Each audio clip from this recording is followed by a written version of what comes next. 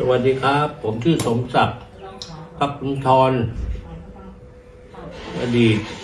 นักบัญชีอยู่ต่างประเทศมาเกือบ30 ปี มาอยู่เมืองไทยย้ายตอนนั้นเกษียณตัวเองกันนะตอนอายุ50มาอยู่จนถึงปี19เข้า ICU ตอนนั้นเป็นโรคอะไรพี่ป๋องโรคพรีโควิดนั่นแหละเป็นเคสคนที่2คนแรกตายคนที่2หมอบอกว่าเตรียมใจได้เลย ไม่รอดแต่ก็รอดมาได้เพราะบุญกุศลที่เราทำไว้สิ่งศักดิ์สิทธิ์ช่วยตอนนั้นที่ป๋องรักษาเนี่ยคือที่ประเทศไทยโหได้ข่าวว่าหมดเงินไปเยอะเลยเนาะเกือบ5 ล้านก็บอกว่าหมอผมเงินหมดแล้วนะแม่งจ่ายตัวออกเลย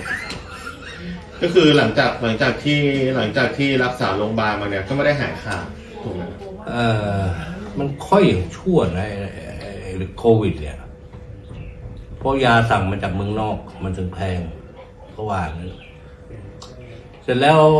ก็นอนพักรักษาอยู่ที่บ้านมี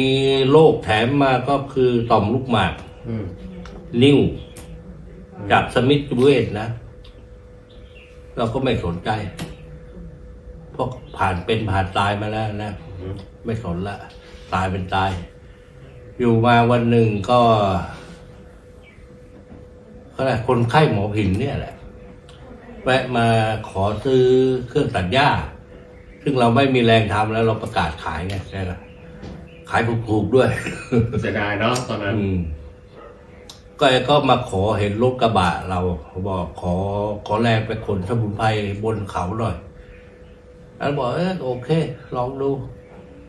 ทั้งที่ยังไม่ค่อยหายนะขับขึ้นไปดอยอะไรนะ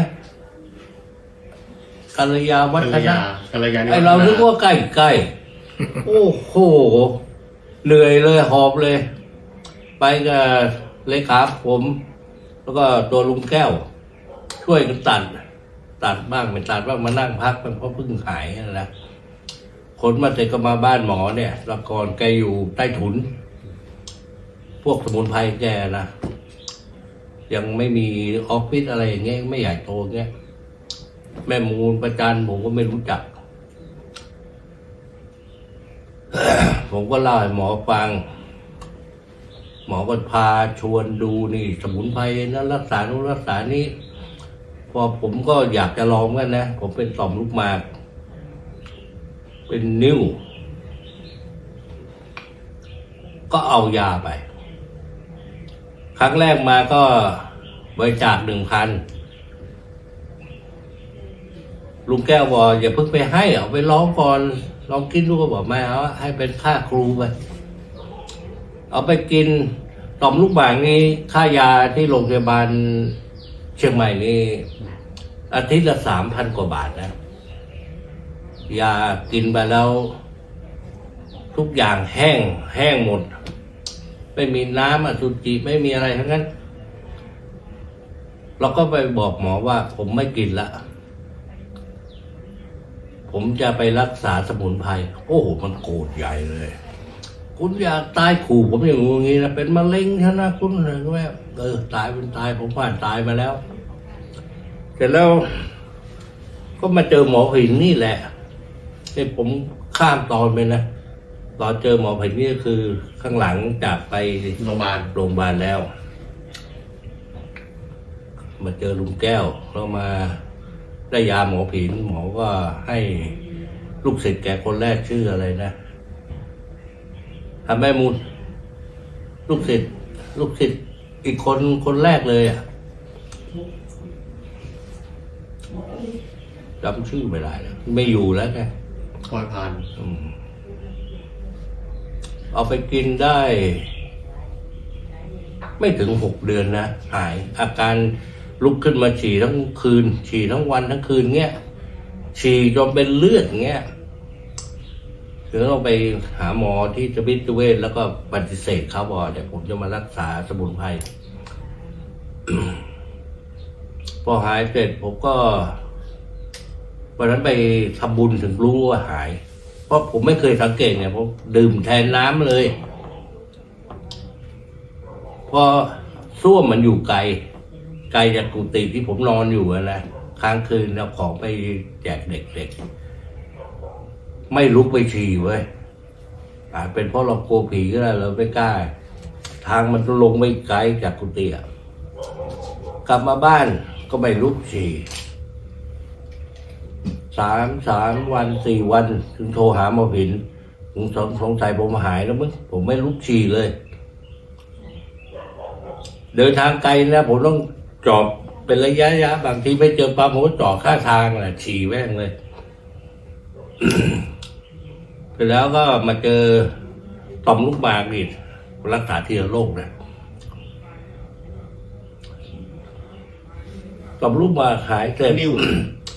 ไอ้นิ้วผมรักษากับไอ้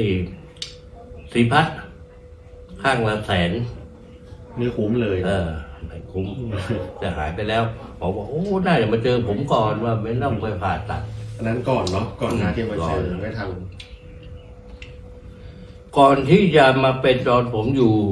เมืองนอกนี่ผมไม่กินเรื่อง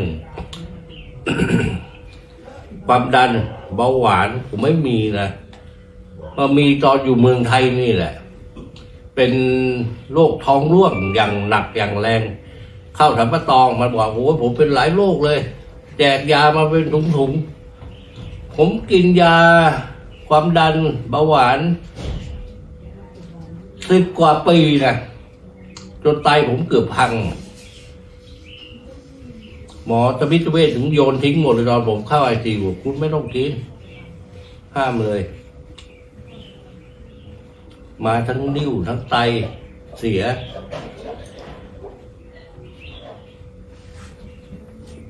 แล้วก็พี่ป๋องเนี่ยทำไมถึงเข้ามาเป็น